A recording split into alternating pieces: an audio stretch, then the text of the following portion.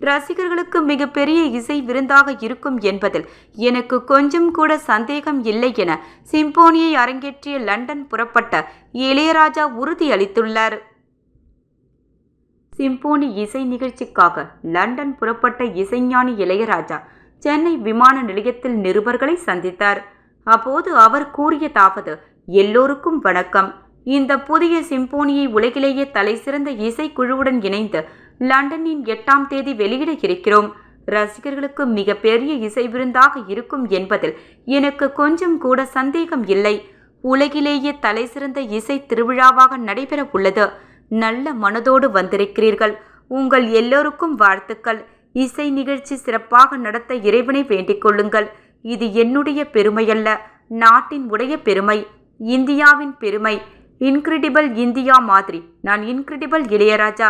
இவ்வாறு அவர் கூறினார். உங்களுடைய பெருமையைத்தான் அங்கு போய் நடத்தப் போகிறேன். எல்லோருக்கும் வாழ்த்துக்கள். இறைவன் அருள் எல்லோருக்கும் கிடைக்க வேண்டும் என அவர் தெரிவித்தார்.